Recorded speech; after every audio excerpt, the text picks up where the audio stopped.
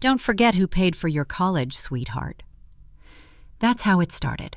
Right there, in front of everyone. Forks froze midair. Glasses stopped clinking. My mother smiled at me like she'd said something sweet, and I felt the room harden around my ribs. I was standing with my glass raised, my face stretched into that polite smile you practice in a bathroom mirror. The bracelet box was hidden behind my back. My cheeks burned. My throat tightened until swallowing felt like work. I could hear my own pulse, fast and loud, like I had sprinted to the table and didn't know why. We were at Amalfi Trattoria in downtown Seattle. Candles everywhere. Gold light on white tablecloths. The room smelled like garlic butter and lemon. I could see the water through the windows, black and calm. Jazz hummed under the talk. The kind of place where people celebrate anniversaries, not throw knives with their voices. My family filled a long table near the windows. Pearls, watches, fresh haircuts, the good outfits they keep for church and photos. I had planned to tell them I'd signed a $300,000 contract, biggest of my career. I pictured a toast, maybe a hug. I even let myself imagine my mother saying, "I'm proud of you." I was stupid like that, hopeful like that. She laughed first, that sharp, pretty laugh she uses when strangers are watching. "Don't forget who paid for your college, sweetheart." The table followed her. Laughter rolled out like someone had cued a track. My uncle slapped the table. My aunt tilted her head, smiling with her teeth. My cousin raised his phone like he wanted a picture of the moment it hurt. The waiter stood with a bottle of Barolo and tried not to exist. He poured carefully, eyes on the glass, like if he looked up, he would drown. I didn't sit. I couldn't. I stood there with my glass lifted stupidly, arms starting to shake. "I never forgot, Mom." It came out thin, childish. I hated how small I sounded. I'm 30. I run teams. I sign deals. But in that room, with her eyes on me, I was 12 again, waiting to be dismissed. She leaned forward, pearls catching the candlelight. "Then act like it." "You've got money now, right?" The smile she gave me. "I just wanted to say thank you," I said. It sounded like a plea, not a toast. I wanted to swallow the words back, but they were already out there, shrinking as they hit the table. She waved her hand at me like she was brushing off lint. "Relax, it's a joke." It wasn't. We both knew it wasn't. The room looked more expensive the longer I stood there. Linen napkins folded into little crowns, silver flashing in the candlelight, wine glowing like dark syrup. I used to dream of dinners like this. Now it felt like a stage I hadn't agreed to stand on. She always does this, I told myself. She always turns my success into hers. It wasn't a new thought. It was an old bruise that flared under new pressure. I scanned the table. Every face was turned toward her, not me. The story was hers to tell. I was just the prop that made it look real. My chest felt tight. I set my glass down before I dropped it. The stem hit the table and made a tiny sound that felt too loud. I needed air. I needed the bathroom. I needed to not cry in a room with 12 crystal candle holders and a woman who raised me on the idea that love came with a receipt. "Buy us dessert, Liv," my cousin joked. "Make it a big one." I nodded because it was easier than bleeding on the tablecloth. My hands wouldn't stop shaking. The bracelet box slid in my palm. I pressed it to my side. The velvet left a small dark mark on my dress. "You'd be nothing without me," my mother said lightly, like it was funny and true. She took a sip of wine. Her lipstick made a neat red print on the rim. Heat shot up my neck. My face felt hot enough to light the candles myself. I wanted to say, "That isn't fair." I wanted to say, "I worked for everything." I wanted to say, "Don't do this to me here." But the words got stuck somewhere between my chest and my mouth. My tongue felt heavy. My teeth felt too big. None of it made sense. My body knew it was in danger, not physical danger, something worse for me. The kind that strips you of your shape in front of people who clap. I looked to my cousin for help. He looked down at his phone. I looked to my aunt. She smiled, thin and tight, the kind of smile that says, "Don't make this awkward." I opened my mouth. Nothing came out. My mother smiled at me with the kind of patience that feels like pressure. The kind of patience that says, prove it. Show them you're grateful. Show them you know how this works. I lifted my glass again because that's what you do when you don't know what else to do. To Mom, I said, voice barely there, for everything. It tasted like metal in my mouth. The table clinked glasses. I heard them. I didn't feel them. I couldn't tell if my hands were trembling or the world was. My eyes burned. I blinked slow to keep the tears from spilling. I'm not a crier. Not at work, not at dinners, not in public. My body didn't care about my rules. Smile, my cousin said. I'm filming. I tried. The corners of my mouth lifted like a broken hinge. The second I saw my face in the black of the window, I knew it looked wrong. Too tight, too careful. Like a mask bought in a rush and worn with the tag still on. Relax, my mother said again, like she was an expert at comfort. We're just teasing. I stared at the gift in my hand. That bracelet suddenly felt like a mistake. I had imagined her eyes softening when she saw it. I had imagined her touching my cheek, saying, "You didn't have to." I had imagined us in some softer version of this life where success didn't have to be repaid every time we sat down to eat. I didn't want to open the box anymore. I wanted to hide it under my chair and forget I ever bought it. I heard the ocean through the glass, just the faintest rush. It made the room sound emptier somehow, like there was more space between me and everyone else than there had been when I walked in. Someone poured more wine. The bottle glugged softly. A chair scraped. A laugh popped too loud, then died. I felt one tear slip out and catch on my cheekbone. I wiped it with my thumb before it reached my mouth. Salt, heat, shame. The holy trinity of family gatherings we pretend are about love. I put the glass down again. "Excuse me," I said. My voice had that bright, brittle tone I use in meetings when a client is being rude but I still need the contract. I stepped away from the table. No one stopped me. No one followed. The bathroom was empty. Cold marble, fresh flowers. A mirror that showed everything too clearly. My eyes were red. I pressed the bracelet box flat against the counter and felt the sharp little corners bite my palm. I tried to breathe slow. In, out. My chest still hitched at the top of each inhale, like it had to catch its balance before it could let the air go. I looked at myself again. Not pretty. Not composed. Just a woman in a bathroom trying not to shatter. I thought about walking back out there with a clean face and a lighter voice. I thought about smiling at my mother and pretending I didn't hear what I heard. I thought about making a toast anyway. Something in me hardened instead. Not anger. Not yet. Something simpler. A line on the floor I hadn't seen until I stepped over it. I dried my hands. I straightened my dress. I tucked the bracelet box deep into my bag. I lifted my chin because that's what you do when your neck wants to bend. From the other side of the door, I heard laughter again. Softer now. I could pick out my mother's voice, smooth as cream, telling a story, setting the room, keeping the room. I put my hand on the handle and paused. The metal felt cold. The pause felt necessary. That night I realized her joke wasn't just a joke. 3 days passed since the dinner. You'd think time would make it fade, but it didn't. It replayed in my head like a loop I couldn't turn off. Her voice, sharp and sugary, echoing every time I tried to sleep. "Don't forget who paid for your college, sweetheart." I kept hearing it in the hum of my fridge, in the tap of the rain on my window. Every sound felt too aware, too alive. So I buried myself in work. Designs, deadlines, client calls. I told myself I was fine, that it was just Mom being Mom. "She didn't mean it," I whispered once, staring at my computer screen. "She just doesn't know how to love me right." But even as I said it, my hands were still shaking. Every time I remembered how everyone laughed at that table, my uncles, my cousins, something inside me twisted tight. I tried to push it down. I told myself I was being dramatic. I wrapped her birthday bracelet again, neat as if guilt could be folded into tissue paper, and told myself I'd still send it. Maybe it would fix something. Maybe if I was kind enough, she'd stop hurting me just to prove she could. It was a gray afternoon when my phone buzzed.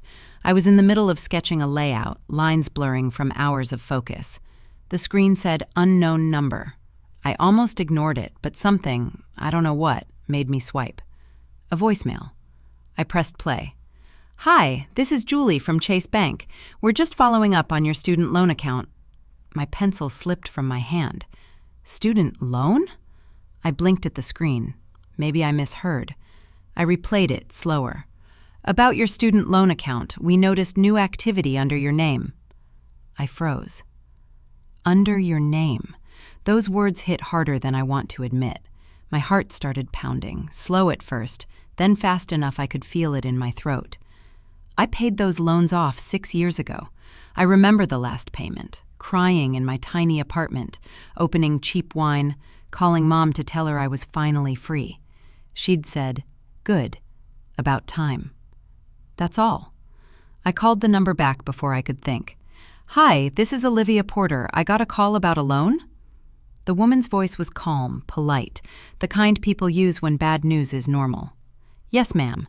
It looks like a private student loan opened last year." I laughed, the kind of small, nervous laugh you make when you want something to sound absurd. "That's impossible." I didn't open anything. "It shows your name, your social security, your signature," she said. I didn't respond. My palms started sweating. My office felt smaller, like the walls had moved closer. "Can you email me the documents?" I asked, but my voice didn't sound like mine. "Of course. You'll have them shortly." "Thank you," I said, because that's what you say when your world starts shaking. You cling to manners. When the email came, the notification sound made me jump. One new message. On my birthday cards, on grocery lists stuck to the fridge, on the notes she used to leave me in high school. "Be good. Don't forget your lunch. Love you." The same curve, the same slant, the same small flourish on the P. It was her. It was my mother. My body reacted before my brain did. My hands started trembling. I could feel my pulse in my fingers. The mouse slipped from my grip and hit the floor. "Mom," I said, barely above a whisper. "Mom." My voice cracked halfway through her name. She wouldn't. But she would. She has. I saw that moment at dinner again. Her smile, that smug little tilt of her head. "You've got money now, right?" It wasn't a joke. It was a test, a preview of what she'd already done. I felt my face heat, my vision blur. "She used me," I said out loud. The words sounded wrong, too simple for the weight they carried. "She used me," I shouted this time, and the sound bounced off the walls of my quiet apartment. I sank to the floor, my knees hitting the hardwood. Rain tapped at the window like someone knocking gently, waiting for me to come undone. The bracelet box was still on my coffee table, wrapped, perfect, useless. I stared at it until my vision doubled. She looked so proud that night, confident, laughing while I shrank in my chair. Of course she was proud. She already had what she wanted. My name, my credit, my trust. Everything. I leaned back against the wall. The room tilted slightly. It had to be a mistake. That's what I told myself next. Maybe someone else did it. Maybe she didn't mean to. Maybe she planned to pay it back, she just forgot. My mind reached for anything, any version of her that wasn't this one. "Mothers don't do this," I whispered. "They just don't." But even as I said it, I heard myself remembering. The borrowed money that never came back. The way she said, "You owe me for everything I've done." The guilt trips, the jokes that weren't jokes. The pattern I never wanted to see because it meant rewriting everything I believed about her. I felt cold, not just from the rain, from the realization, from the space between who she was supposed to be and for the first time in my life, I said it out loud, not whispering, not trembling, just saying it because the silence couldn't hold it anymore. My own mother forged my name. The words didn't echo. They just hung there, heavy and final, filling the room until I couldn't breathe. I looked at the bracelet one more time. The ribbon shimmered under the dull light. That night, I didn't unwrap it. I didn't call her. I didn't cry. I just sat there in the quiet, holding the papers that proved what love had cost me. And in the stillness, I knew this was only the beginning. I drove 3 hours straight without stopping. My knuckles were white on the steering wheel, the rain following me the entire way like it had something to say. It wasn't just falling, it was pounding, heavy and gray, drowning the road ahead until I could barely see the lines. By the time I reached my hometown, everything looked smaller.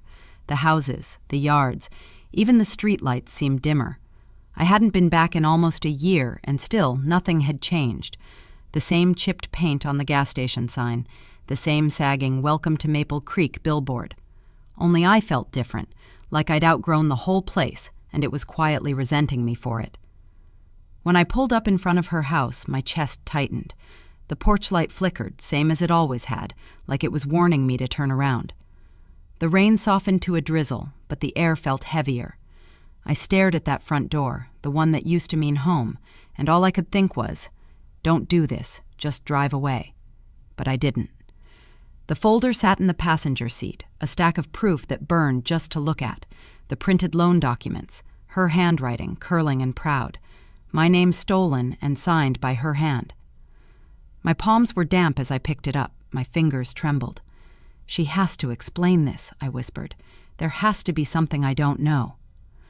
I climbed the steps, heart pounding so loud I could feel it in my throat. Before I could even knock, the door opened. She stood there like she'd been waiting for me. "Well, that was fast," she said, smirking.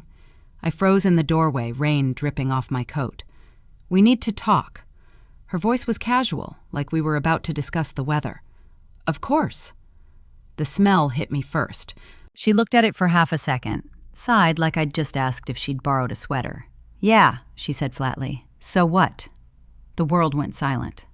"So what?" I repeated, barely breathing. "You forged my signature," I said. "That's a felony." She rolled her eyes. "Oh, please, don't be so dramatic." My throat tightened. "You stole from me." "I borrowed," she said. "There's a difference."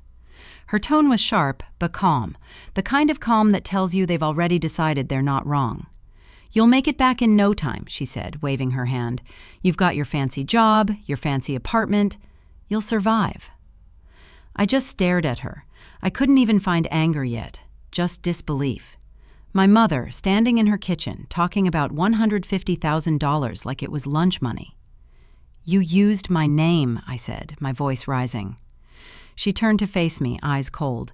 "I made your name." The words hit harder than I expected. "If it weren't for me," she snapped, "you wouldn't have a degree or a career or a thing to brag about." My voice shook. "You didn't pay for my degree. I worked through college. With my roof over your head," she cut me off, loud enough to echo through the house. Her face twisted, sharp and wild. "You owe me, Olivia." There it was, the real her. Not the calm, polite mother, the one who used guilt like currency. I could feel tears building behind my eyes, but I didn't want her to see them. I whispered, "I'm not your investment." She sneered, "Then stop acting like my failure." The silence that followed wasn't peaceful. It was thick, buzzing. I couldn't breathe in it. I looked around the living room. The same walls where my sister's trophies used to hang. My own awards were gone. Or maybe they'd never been displayed at all. The shelves were full of her pride, her golden girl. "You never treated me like her," I said quietly. Her eyebrow lifted. "She's grateful," she said. "You're not." That word, grateful, cut deeper than anything else she could have said. I clenched my hands into fists. "I never thought I was better than anyone," I said. "I just wanted to be enough." She looked, a short, cruel sound. "You'll never understand family, Olivia." I could feel the heat rising up my neck. My hands shook as I grabbed the folder again, clutching it to my chest. I whispered, "You don't see me as your daughter. You see me as your paycheck." Her eyes narrowed. I saw something flicker in them, rage, shame, maybe both. "If it weren't for me," she screamed, "you'd have nothing." My jaw tightened. I stepped closer, my voice low but steady. "If it weren't for me," I said, "you'd have nothing left to steal."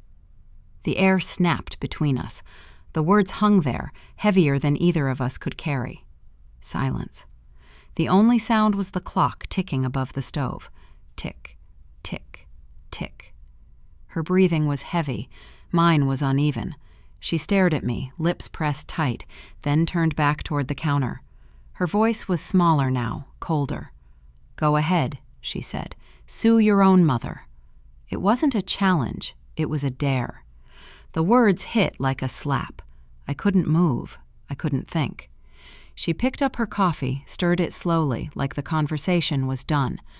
My heart pounded so loud I could hear it echoing in my head. There was nothing left to say. I grabbed the folder, holding it tight to my chest like armor.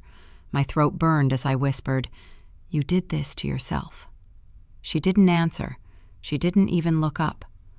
I turned toward the door. My legs felt heavy, my breath shaking. Outside, the rain had stopped. The air smelled like wet pavement and silence. I walked to my car, every step heavier than the last.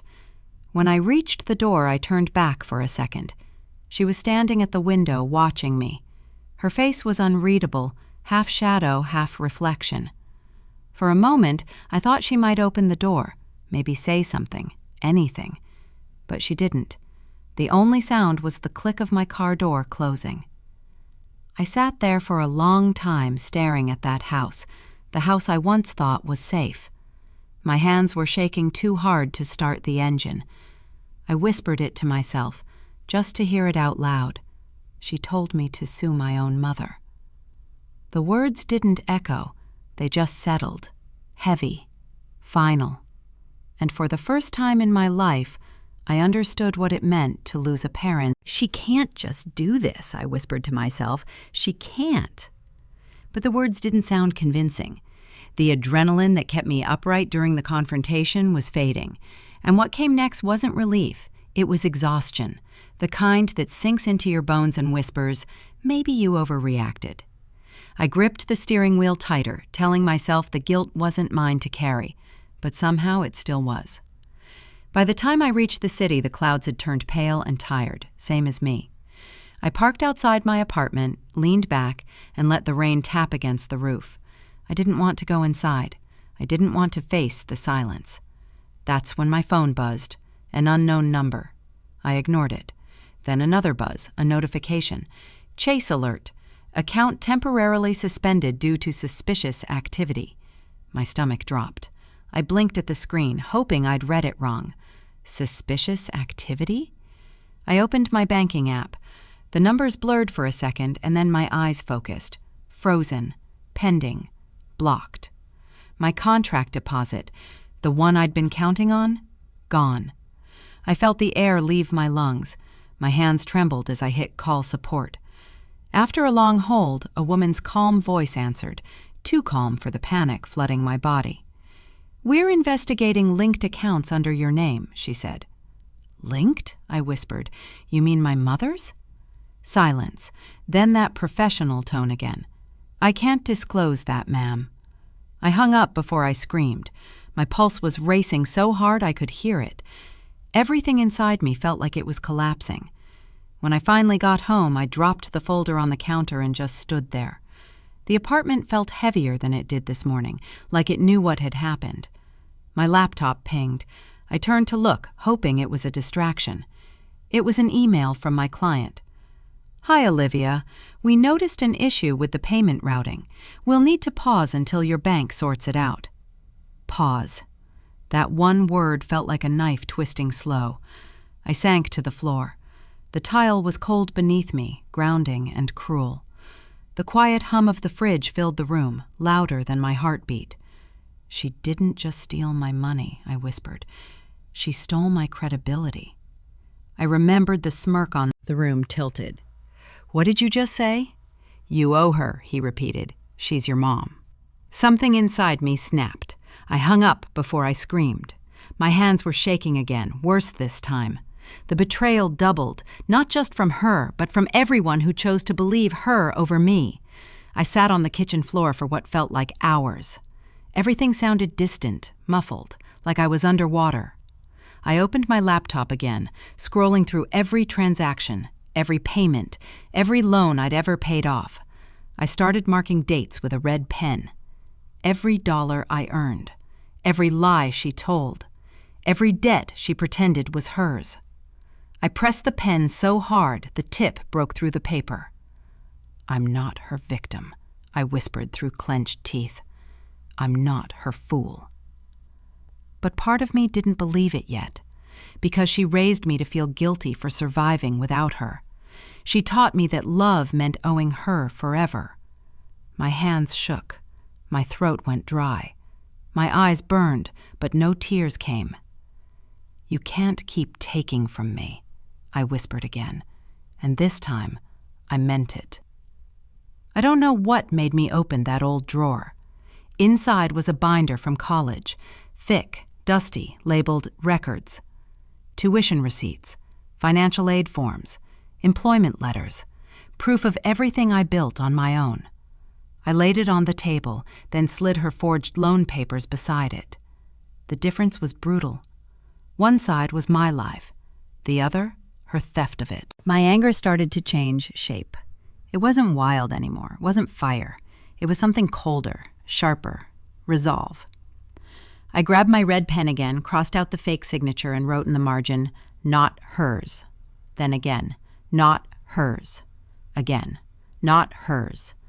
The sound of pen against paper became a rhythm. It steadied me, calmed me. It wasn't justice yet, but it was control. "If no one will believe me," I whispered, "I'll show them." Night came without warning. I hadn't eaten, I hadn't moved.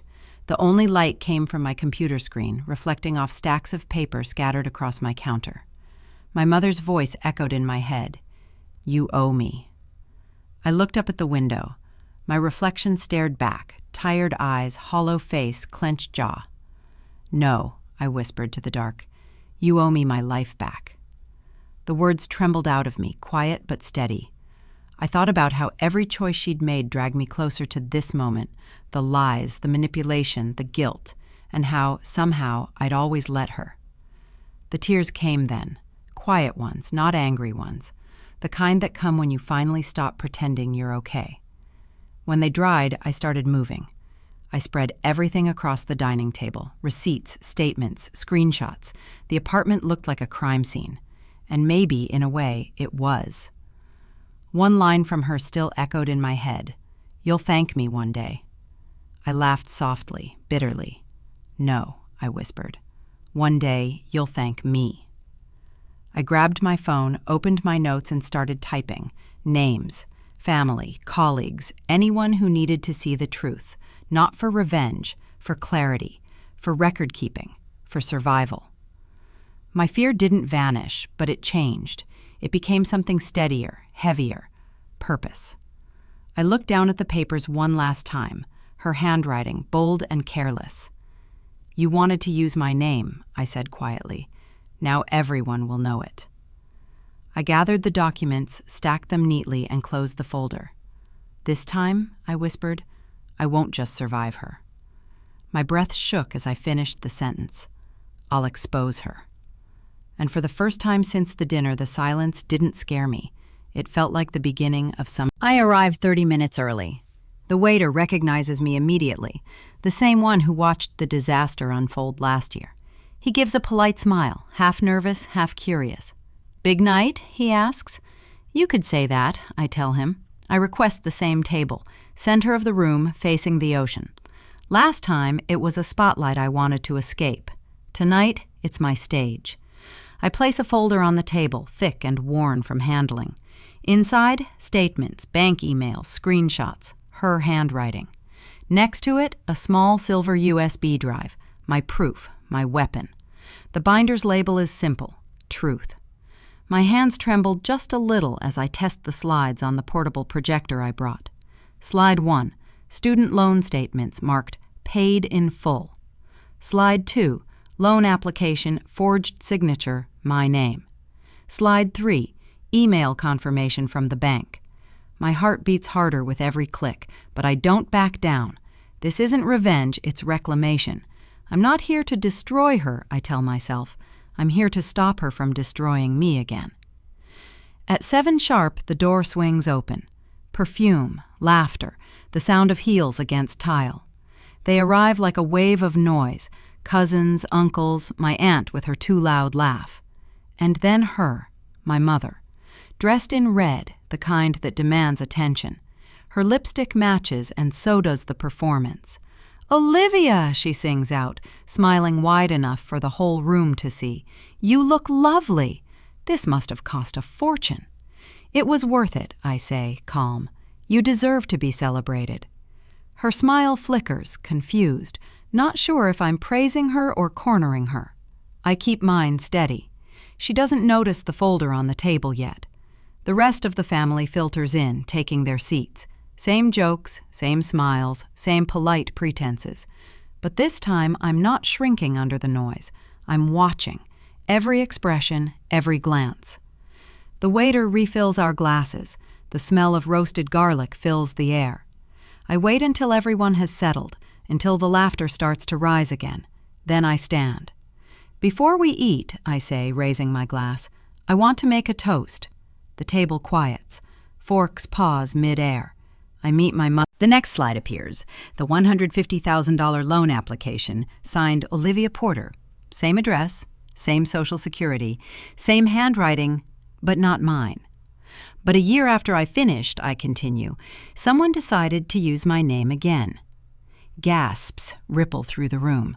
My uncle leans forward. "What is this?" "Evidence," I say softly, "all verified by Chase Bank." The murmur grows. My mother's face drains of color. She stands abruptly, her chair screeching against the floor. "You wouldn't embarrass your own mother," she hisses. My voice doesn't waver. "You already did that for both of us." The silence after that feels electric, like the moment after lightning hits. My aunt leans into her husband, whispering something frantic. My cousin covers her mouth. The waiter freezes mid-pour, eyes wide. My mother's voice shakes, but she's still trying to perform. "You owe me everything," she says louder now. "Everything you have, I gave you." I hold up the papers. "You didn't give me this," I say. "You stole it." Her hand slams against the table, rattling the glasses. "You ungrateful child!" Grateful for what? My voice is quiet, but it carries. For being your credit line? Your excuse?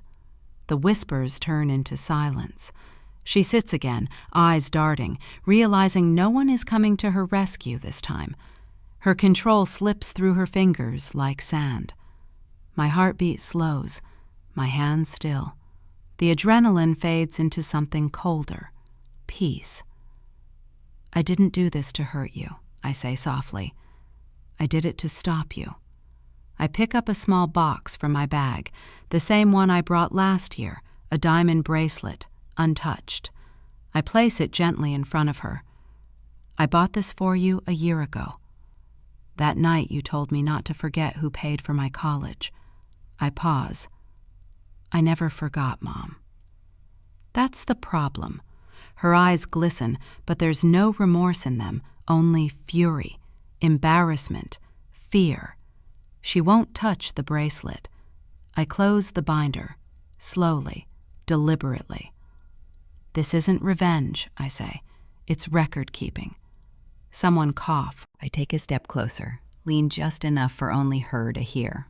"You owe me your silence." Her breath catches, her lips part, but nothing comes out. I grab my bag, my folder, my piece. As I walk toward the exit, I hear her voice break through the whispers behind me, sharp, desperate, cracking under the weight of truth. "You owe me everything!" I don't turn around. I just keep walking, the calm finally catching up to me. At the doorway, I whisper, more to myself than to her, "Not anymore." I step into the night. The air is cold, crisp, merciful, and for the first time in a long time, I feel light. It's been 2 days since the dinner. My phone hasn't stopped buzzing. Texts, missed calls, voicemails, all from numbers I know too well. Family, friends, her. I haven't answered a single one. The world feels unnaturally still in my apartment, like that breathless quiet that follows an explosion, right before the smoke settles. I can still see her face at that table, the red dress, the shaking hands, the eyes that darted between disbelief and fury as the truth filled the room like fire. I thought that was it, that the truth would end with the sound of her voice breaking, that I could finally exhale. But truth doesn't stop when you speak it. It keeps going. It spreads. I make coffee, even though my hands still tremble. The mug feels too heavy in my grip. My phone buzzes again. Another notification. I almost ignore it, but the preview makes my heart skip. Coworker. Olivia. You need to see this. It's a link. Facebook. I click it without thinking. The title hits me before the page even loads. Used my daughter's name, Easy Money. I scroll. My stomach twists. There she is, her gambling profile. Screenshots of transactions, bets placed under my name. The same stolen name that funded her lies. Someone leaked everything. Dozens of comments flood the post, the screen refreshing faster than I can read. How disgusting. Imagine doing that to your own kid. Lock her up. That poor girl. I can't breathe. I whisper out loud. Oh my God, who did this? It wasn't me. I hadn't shared those documents. Not with anyone. Maybe someone from the dinner. Maybe the waiter. Maybe Carmen. My phone rings again. This time it's the bank. Ms. Porter, the rep says, polite but firm. We're calling to confirm that your mother's accounts have been officially frozen pending investigation. I grip the phone tighter. Frozen? Yes, ma'am. We've also found evidence of connected fraudulent activity between her personal and secondary accounts. You did the right thing reporting this. I thank her, but my voice doesn't sound like mine. It's too calm, too steady. Inside, I don't know whether to laugh, cry, or collapse. An hour later, my phone lights up again. Mom. I stare at the name for a long time, thumb hovering above decline. But I answer. Her voice doesn't sound like hers. It's cracked, raw, frantic. They're taking the house, Olivia, she cries. Do something. I don't respond. Please, she begs. They froze everything. I can't access my money, my cards, nothing. I need you to fix this. She's sobbing so hard I can barely understand her. You have to call the bank, she gasps. Tell them it's a mistake. I close my eyes. The words come out flat. I didn't do this to you. Yes, you did, she screams. You humiliated me. You ruined me. No, I whisper. You humiliated yourself.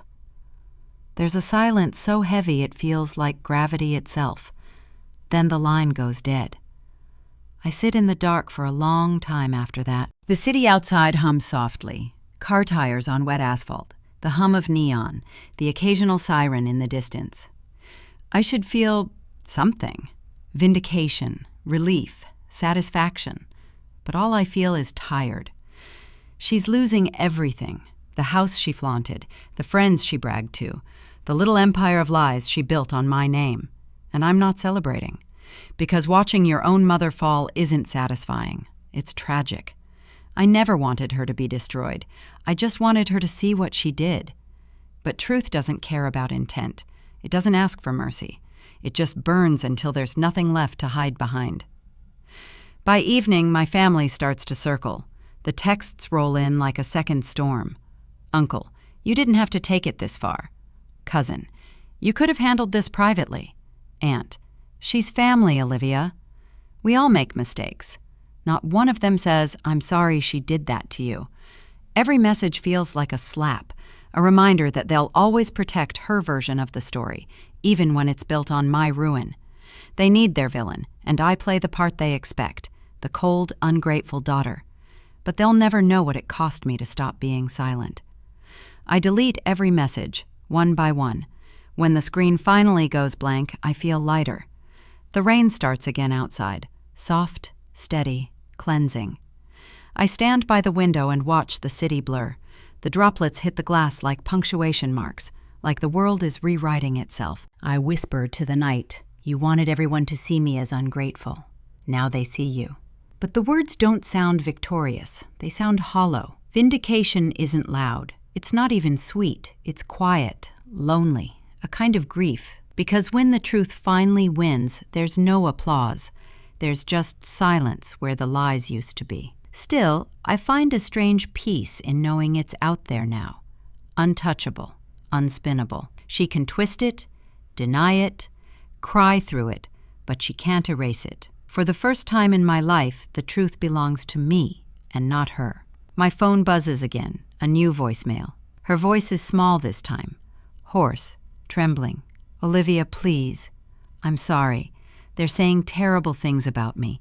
I can't live like this. Just, please, withdraw the report." I listen once, then again. Every word drips with the same desperation that used to pull me back, the same tone that used to make me forgive her before she even asked. But this isn't remorse, it's survival. She isn't asking for forgiveness. She's asking for silence, for protection, for control. And I finally understand that forgiveness without accountability is just submission. I delete the voicemail halfway through. I don't need to hear the ending. The apartment feels still again. I pour a glass of water. The sound echoes through the quiet like a small ceremony. I lift it slightly. Not a toast to victory, but to survival, to truth, to the weight finally leaving my chest. My phone buzzes one last time. A text. "You have no idea what you've done." I stare at it for a long time. My reflection flickers on the screen. Tired, calm, unafraid. Then I whisper softly, "Yes, I do." I set the phone face down, turn off the lights. Outside, the rain keeps falling. The city hums, alive, indifferent. Her world is burning. Mine is finally rebuilding. And for the first time, I don't feel guilty for walking away from the fire. It's been weeks since the chaos. No calls, no news, no family updates, just silence. The world has gone still around me, but it doesn't feel peaceful. It feels hollow. My apartment carries the weight of everything unsaid. The quiet hum of appliances, the faint creak of floorboard. I'm sorting through bills and junk mail when I see it. A small white envelope wedged at the bottom of the pile. No return address, just my name, handwritten in blue ink. I freeze. That handwriting, I know it too well. It's the same one that once forged my signature, that wrote checks in my name, that scribbled "Love Mom" at the bottom of every Christmas card like a signature was the same as affection. For a second, I want to throw it away, pretend I never saw it, but my fingers betray me. I open it carefully, as if the paper itself could bite. The smell hits me first, faint lavender and smoke. My childhood. Her words are shaky, uneven. I can almost see her hand trembling as she wrote. "I don't expect forgiveness." The line stops me. My heart catches in my throat. I wanted to feel important again. I wanted to be seen. "You had everything, and I just wanted to feel like I still mattered. I thought if I could help you, even in a twisted way, it meant I still had a place in your life." The words blur. I don't know if it's the ink bleeding or my vision. "You were the best thing I ever did, Olivia. I just couldn't admit it. I was jealous that you became everything I couldn't." I set the letter down, but my hands won't stop shaking. I whisper to the empty room. Why does this hurt more than the lies did? Because this isn't manipulation, it's confession. And confession leaves no one clean. I sit at the table for what feels like hours. Just me, the letter, and the sound of the fridge humming. All these years, I thought she wanted power, control, to keep me small. But maybe she just wanted to matter to someone again. It doesn't excuse what she did, but it explains it. And maybe that's worse. I fold the letter carefully, as if it's fragile. I place it in the drawer beside my birth certificate and my college degree, all the things that prove who I am and who I fought not to become. Later that night, I find myself searching online. For no reason, I tell myself. But my hands don't stop typing. Rehab centers, Oregon. The list loads, and then I see it. Marie Porter, admitted 3 weeks ago. My breath catches. She actually did it. After all the chaos, after every excuse and denial, she checked herself in. I whisper into the dark, "You actually did it." The next morning, I pack a small bag and drive. The road feels different this time. I'm not running from her or toward her. I'm just moving. The sky hangs gray and still, a soft drizzle following me the entire 3 hours back home. It feels like the world is holding its breath. When I pull into the rehab center parking lot, my chest doesn't tighten, my pulse doesn't race. There's no anger left, just something softer, quieter. At the front desk, the receptionist looks up and gives me a knowing smile. "She's in the garden," she says. "She's been expecting you." Expecting me. Of course she has. I find her sitting on a wooden bench beneath a maple tree. The air smells like rain and cut grass. She's smaller than I remember. No makeup, no bright red lipstick, no armor. Just a woman, tired, pale, and human. For a long moment I can't speak. All the words I rehearsed on the drive, the accusations, the anger, evaporate. She looks up slowly. When our eyes meet, her smile trembles. "I wasn't sure you'd come," she says softly. I walk closer, my shoes crunching on the gravel. I sit beside her, leaving space. We talk for a while, not about the money, not about the past, just small things. The garden, the weather, the food here. Then she says, "They have us write letters in group. To people we hurt, to ourselves. It's harder than I thought." Her voice cracks. "I used to think I made you," she says, "but you made yourself." I just took credit for it. The words land like stones in my chest. I don't respond. There's nothing to fix anymore, nothing left to fight over. She reaches for my hand, hesitates halfway, then lets it drop back to her lap. For once, I don't take it as rejection. I take it as respect, her first act of restraint. When visiting hours end, she stands slowly. "Thank you for coming," she says. I nod. "Take care of yourself." I turn and walk toward the exit. She doesn't call after me, doesn't beg, doesn't ask for another chance, just lets me go. And somehow that silence feels like the most honest goodbye we've ever had. The drive home feels lighter. The rain comes and goes, soft against the windshield. The clouds open just enough for light to slip through. I don't replay the lies anymore. I replay the truth, not hers, but mine, that I don't need her to love me right to be whole, that I never needed to earn the peace she couldn't give. Somewhere along that winding road, I whisper, "You were the best thing I ever did too, Mom." My throat tightens, but the tears don't come, just a small, tired smile. She'll never hear it, and maybe that's okay. When I get home, I take the letter from the drawer and place it on my nightstand. Not hidden, not framed, just there, real. Proof that pain can end without resolution. I light a small candle beside it, watch the flame flicker, steady and alive. The glow softens the room, warms the shadows. For the first time in years, I fall asleep without dreams. And when I wake, I don't feel heavy. I don't feel haunted. I just feel human. The past hasn't vanished. It just finally stopped screaming. And in the quiet it left behind, I hear something I haven't heard in years. Peace. Rain was falling softly when I stepped out of the rehab center. The gravel crunched beneath my shoes, each sound small, and for the first time, that didn't fill me with rage. It just made me feel human. I whispered to the quiet air, "You didn't lose a daughter. You raised a survivor." The words left my mouth like an exhale I'd been holding for years. Then I opened the car door and drove away. The highway shimmered under the rain, lights and reflections dancing in the puddles. The wipers moved slowly back and forth, steady as a heartbeat. Every other time I drove away from her, I felt chased by guilt, by anger, by some invisible thread that always dragged me back. But this time, I wasn't running. This time, I was returning, not to her, but to myself. I didn't play music, didn't answer calls. The silence inside the car wasn't heavy anymore. It was earned. It was the kind of silence that comes after you've said everything there is to say, not out loud, but inside. By the time I reached Seattle, the rain had softened into mist. The city lights looked blurry through the fog, like they'd been painted with watercolors. It felt softer, quieter, like the world had finally stopped demanding something from me. I hung my coat, kicked off my shoes, and stood still for a moment, just listening to the stillness of my apartment. No tension, no waiting for the next blow, just breath. On my nightstand sat the letter she'd written me, the one that began with, "I don't expect forgiveness." Beside it, the candle I had left half burned. The wax had cooled, but the shape remained, proof that even when something melts, it can still hold form. I lit it again. Watched the small flame rise and dance, flicker once, then steady itself. For a long while, I just sat there, letting the light warm the room, letting my body remember what stillness feels like. Forgiveness.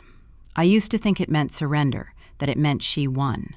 But it's not surrender, it's release. Forgiveness doesn't mean you forget. It doesn't mean you excuse it or pretend it didn't happen.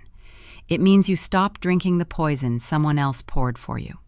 I whispered to the candlelight, I forgive you, but I won't forget. The words didn't taste bitter anymore. They felt final, like closing a door that no longer needed to be locked. I leaned back and watched the flame, small but alive.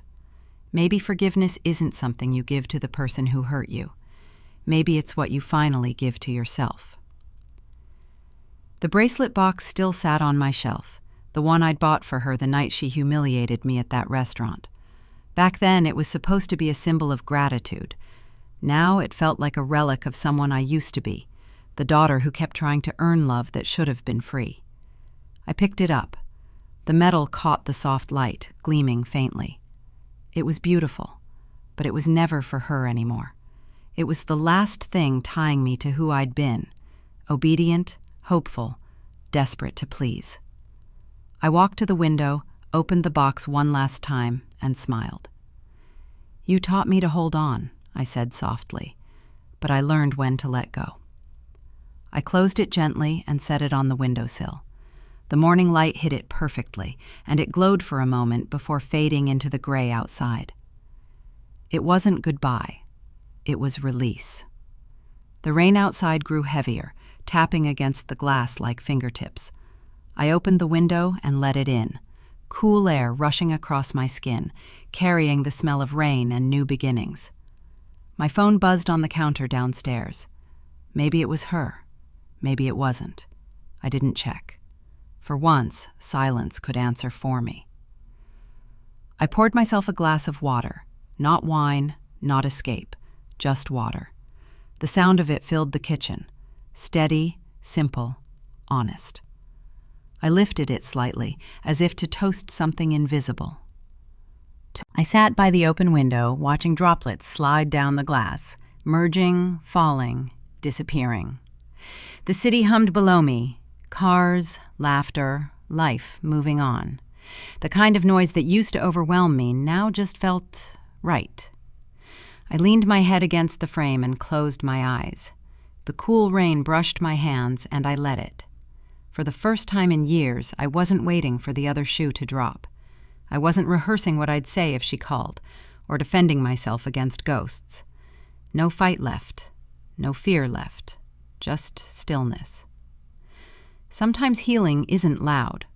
Sometimes it doesn't look like victory. Sometimes it just sounds like rain. I whispered one last time, not to her, not even to the past, but to myself. I'm free. The candle burned low beside me, its glow soft against the storm. And somewhere between the rain and the quiet, I finally believed it. If you've ever had to walk away from someone you still love, I'd tell anyone who listened, tell me, what does forgiveness mean to you?